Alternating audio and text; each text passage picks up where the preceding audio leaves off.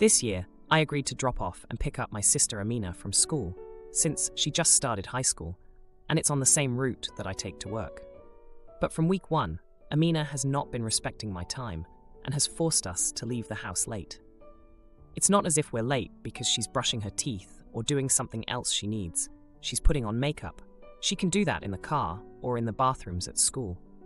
I recently got reprimanded at work because Amina wouldn't hurry up, and I ended up being 30 minutes late. Luckily, nothing went on my work record. But enough was enough for me with Amina. I told Amina about what happened and that I wouldn't be driving her to and from school anymore. Amina begged me to give her another chance, but I said no. I've already given her enough chances and talks about why it's important that we leave on time, and she didn't treat them seriously. I'm not going to risk my job anymore. My parents respected my decision and contacted a carpool that was willing to pick up and drop off Amina. Amina was added to the carpool's group chat, and now she's begging me to reconsider because this girl Taylor is in the same carpool. Amina and Taylor had some kind of boyfriend drama last year, I guess. Amina did explain what happened a few times to me, but I still don't fully understand if I'm being honest. I don't really think it matters anyway. Taylor hasn't been bullying Amina, they just don't like each other. I told Amina, just don't say anything to Taylor, and Taylor won't say anything to you. You're going to be on your phones anyway. You can just ignore each other, and there shouldn't be any issues. Amina insisted that she wasn't comfortable having to be around Taylor twice a day, but I just told my sister that I didn't care. Sometimes you're going to have to be a bit uncomfortable, but part of life is learning to deal with it and move on. Today I had to tell Amina again that I wasn't changing my mind, and she sarcastically told me that I gave her a great gift for Christmas. I'm wondering if I am actually being unreasonable, and don't understand how hard the original boyfriend drama was for Amina, because normally she would have just accepted no the first time. And isn't this persistent? Am I the idiot? Edit. Several people have asked for the details on why Amina and Taylor don't like each other, and if what happened between them was serious. The way Amina described it to me was really messy and complicated, so I'll just condense it as much as possible. Basically, from what I understood of it, 2 of Amina's friends liked the same boy. The boy started dating girl number 1. Girl number 2 accused girl number 1 of stealing him. A lot of other kids got involved. Amina sided with girl number 2, and Taylor sided with girl number 1, and that's why they don't like each other. I'm sure it's awkward for Amina, but it was just standard middle school drama. No bullying occurred, so I don't think it's an excuse for why Amina can't be in the same car as Taylor for an hour a day. Now, for a few comments before the update. Comment 1. Not the idiot. Amina can carpool with people she doesn't like that much. She had plenty of chances to fix the problem. Besides, I'm a boomer and we used to have to walk 3 miles to school each day, uphill each way, in the snow, which was a pretty good trick considering I grew up in San Antonio. Comment 2. Not the idiot. Amina is being the average teenager who is using emotional manipulation to get out of the consequences of her actions. She's going to be fine. She's eventually going to learn. Now for the update. Hey everyone, thanks for all the comments on my last post. Here's the update you've been waiting for. So, it's been 3 days since I told Amina I wouldn't be driving her to school anymore. I thought that would be the end of it, but boy was I wrong. The carpool situation with Taylor has turned into a full-blown nightmare. Remember how I said Amina and Taylor had some boyfriend drama? Well, it turns out it was way more serious than I thought.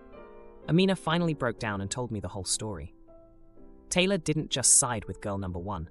She went on a social media rampage against Amina, spreading rumors and lies. It got so bad that Amina had to delete her accounts for a while. I had no idea it was this intense because Amina kept it all to herself, not wanting to worry our parents or me. Now, with the carpool, Amina's anxiety has been through the roof. She's been losing sleep and her grades are slipping. I felt terrible for not taking her seriously, but I had already made my decision, and I didn't want to backtrack on my word. I told her to stick it out, hoping it would get better. But then 2 days ago, things escalated. Taylor started making snide remarks to Amina in the carpool, and Amina tried to ignore her. But when Taylor took a picture of Amina dozing off and posted it online with a nasty caption, Amina was humiliated. She showed me the post, and I was furious. It was clear that Taylor hadn't left the past behind. I confronted the carpool driver, Mrs. Henderson, who's also Taylor's neighbor. I thought she would be understanding, but she brushed it off, saying kids will be kids and that they should work it out themselves. I couldn't believe she was taking this so lightly.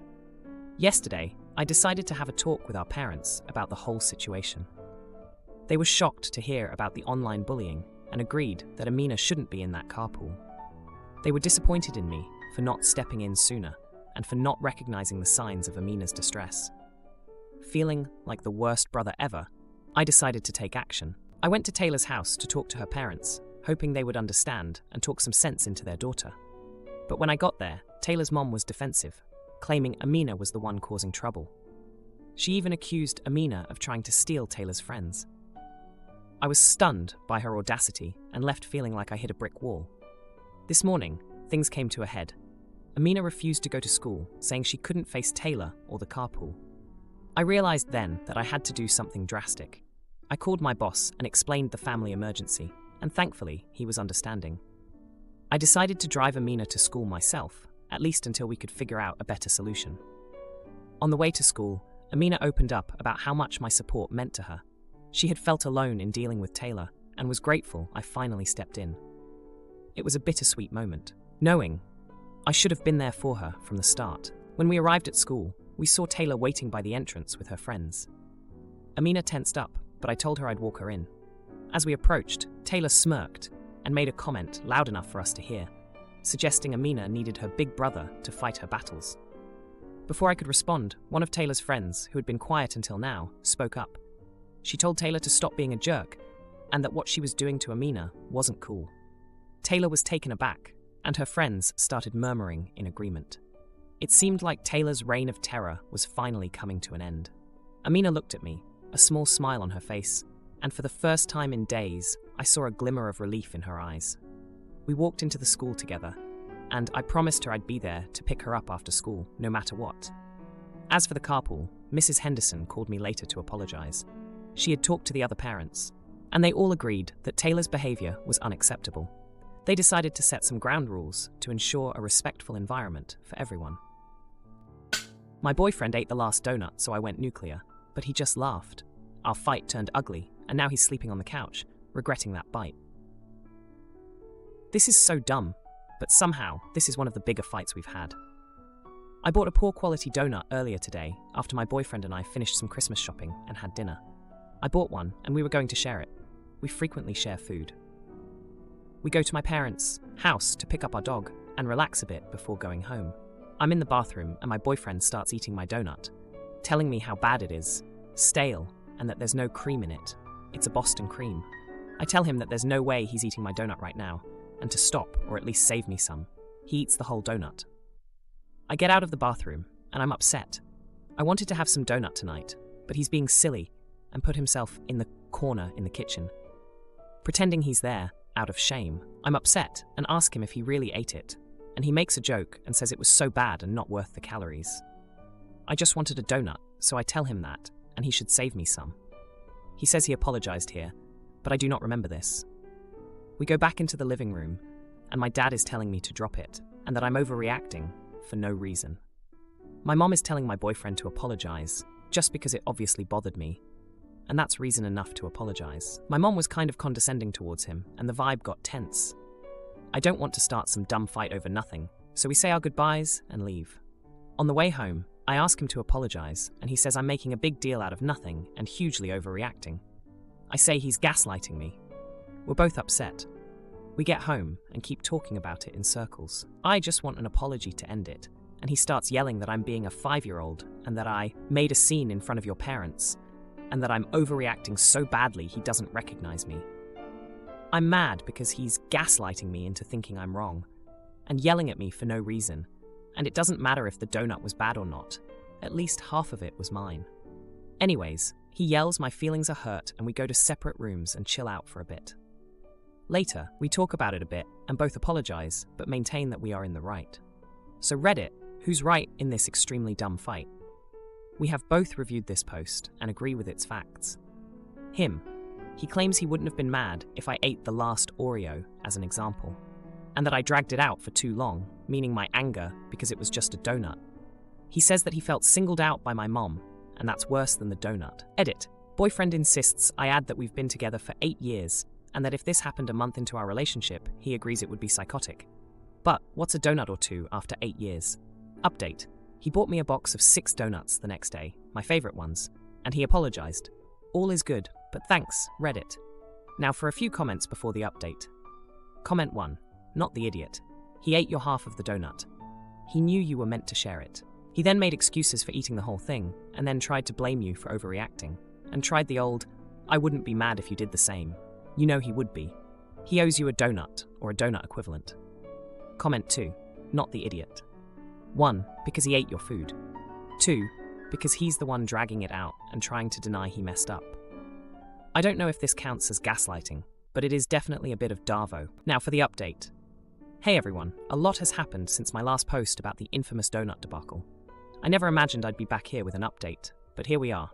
So, after the last incident, things were pretty smooth between my boyfriend and me. We moved past the donut drama, and life went on as usual.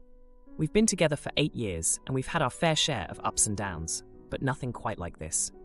Now let's fast forward to about a month ago. My boyfriend and I were at my parents' house for a family dinner. It was a typical evening, filled with laughter and stories from the past. My mom, as always, was the perfect hostess, making sure everyone's plates were full. My dad, the eternal joker, was in his element, cracking jokes and keeping the mood light.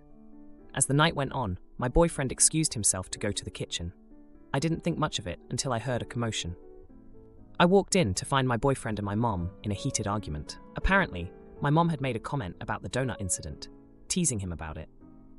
My boyfriend, who had been feeling a bit sensitive about being the butt of the joke for so long, didn't take it well. The argument escalated quickly, with my mom insisting it was all in good fun and my boyfriend feeling disrespected. I jumped in, trying to mediate the situation, but the tension was thick. My dad tried to lighten the mood with a joke, but it fell flat. The evening ended on an awkward note, with my boyfriend and I leaving earlier than planned. On the drive home, we were both silent. The air was heavy with unspoken words. When we finally spoke, it was clear that we were both hurt. My boyfriend felt like my family didn't respect him, and I felt torn between the two sides I loved. We spent the next few days avoiding the topic, but it was like an elephant in the room. Finally, we sat down to talk. It was a long and emotional conversation, with both of us expressing our feelings and concerns. We realized that we needed to find a compromise, a way to move forward without hurting each other or our families. The compromise we came up with was simple yet effective. My boyfriend agreed to let go of the grudge he held against my mom's teasing, understanding that it was her way of showing affection. In return, I promised to stand up for him if the teasing ever went too far, ensuring that he felt supported and respected. But that's not all. The real test of our compromise came just last week. We were back at my parents' house for another family gathering. This time, the atmosphere was different. My mom, aware of the previous tension, was more mindful of her comments. My boyfriend, on his part, was more relaxed and took the jokes in stride. The evening was going well until dessert was served. You guessed it, donuts. My heart skipped a beat, worried that this might trigger old arguments. But to my surprise, my boyfriend reached for a donut, took a bite, and with a smile, offered it to me, saying, "Want to share?" The room went silent for a moment before erupting into laughter. It was a moment of healing, a sign that our compromise had worked. We had turned a sore point into a shared joke, strengthening our relationship and our bond with my family. As we left my parents' house that night, my boyfriend squeezed my hand and whispered, "Thanks for having my back." I smiled, knowing that we had both grown from the experience. Parents explode over baby's room, so I stand firm, and Dad clears the clutter. Our holiday ends with unexpected promises. I am a 32-year-old female, and I moved away from my home state about 5 years ago. In June of this year, my husband, 33-year-old male, and I welcomed a baby boy. He is the first and only grandchild on my side. My husband and I decided to fly back to my home state to spend Christmas with my family. My parents were excited and assured us they would get the house baby ready. My parents live in a 4-bedroom house. My parents have the master, and the other 3 rooms belong to my sisters and me. But now that my folks are empty nesters, the rooms are unused except for occasional visits. They kept my sister's rooms relatively the same, but they turned my old room into my dad's office. I was a little sad, but it's not my home anymore, and I don't get to dictate how other people utilize their house. But in my 11 by 8 foot childhood room, there is now a queen-size bunk bed, dresser, desk, chair, and side table. That alone makes it cramped. But since my dad is very disorganized, there's usually also paperwork on every surface, including top bed bunk, and random crap from the house. It's basically a storage closet with a bed. It's so cluttered that the floor isn't even visible most of the time. 2 weeks ago, I asked if we could not stay in my old room. My parents didn't even entertain it. They said that's where I've always stayed when I visited, and I've never had an issue with it. I've always taken issue with it. I just never said anything. I explained that there is no room for 2 adults and a pack and play in there, but my mom just said they would make it work. The next day, my mom sent me a picture of the room with a pack and play in it. The bed took up the last bit of floor space.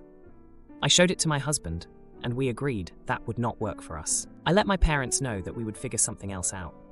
But after looking into local hotels, we decided to cancel the trip altogether. My parents live in a very touristy place, and getting a hotel for a week on short notice was more than we could afford. I broke the news to my parents, and they were not happy. They said I was overreacting and the room would be fine. I told them we would miss them, but we couldn't afford a hotel, and in order for the room to be usable, the floor would have to be at least a little visible. They asked if that meant we would never be visiting, and I said, I don't know if we will never visit, but I do know we will never stay in that room as long as it's in that condition. If it got decluttered, or you allowed us to stay in a different room, or if we saved up enough for a hotel, then we could visit. Now my entire family is mad at me. My parents told the extended family we were coming, and now they have to tell them we are not. They're also sad they won't get to see their grandson like they planned. My sisters are also calling me entitled for being picky about a free place to stay and expecting one of them to take the crappy room. Am I the idiot? Now, for a few comments before the update. Comment 1. Not the idiot. After my mum had promised me the good guest bedroom when I was pregnant with baby number 2 and then went back on her word, we didn't visit for a year. The next time they did keep their promise, and we as a family of 4 got the good bedroom, while my brother with his kid and no partner got the smaller room with the crappy floor. Somehow, not visiting for a year got the message across. Maybe that will be what it takes for you too. Comment 2. Not the idiot. Them not making a sincere effort to declutter your room so it can accommodate 2 adults and an infant, or either of your sisters sucking it up and taking the crappy room, shows that they clearly aren't that excited to see their grandchild and host your small family. It really wasn't a huge ask of you, and I think you have a right to be hurt. They couldn't at least clean up a little, or offer up a different room. Now for the update. Hey everyone, thanks for all the comments on my last post. It's been a busy week, and I've got quite the update for you all. So after I told my parents we weren't coming for Christmas, things got pretty tense. My sisters were blowing up my phone, calling me selfish for not just sucking it up and staying in the cramped room. I tried to explain to them that it wasn't just about the room, but also about the safety and comfort of my baby and us as a family. They didn't seem to get it. A couple of days later, my mom called me. She sounded really upset and said she missed us and wanted to see her grandson. I felt bad, but I stood my ground. I reminded her that we just needed a little more space, and it wasn't fair to cram us into my old room that was now an office/storage unit. Now, here's where things get interesting. My dad, who's usually pretty quiet, called me the next day. He apologized for not taking our concerns seriously and said he understood why we needed more space. He told me he'd been thinking about it and decided to clear out my old room. He said he wanted to make it a proper guest room for us and the baby. I was shocked. My dad is not the type to change his mind easily, so this was a big deal. He even sent me pictures of the room with all the clutter gone, the paperwork filed away, and the bunk bed replaced with a comfortable queen bed and enough space for the pack and play. I couldn't believe it. My husband and I talked it over, and we decided to give it another shot. We booked new flights and headed to my home state. When we arrived, my parents were over the moon to see their grandson. The room was just as my dad had promised, and it actually felt like a cozy little space for our family. The first few days were great. We caught up with my parents, and they got to bond with their grandson. But then, my oldest sister came over. She was still upset about the whole situation and confronted me in front of everyone. She accused me of being dramatic and causing unnecessary drama. I was about to respond when my mom stepped in. She told my sister that family is about compromise and understanding each other's needs.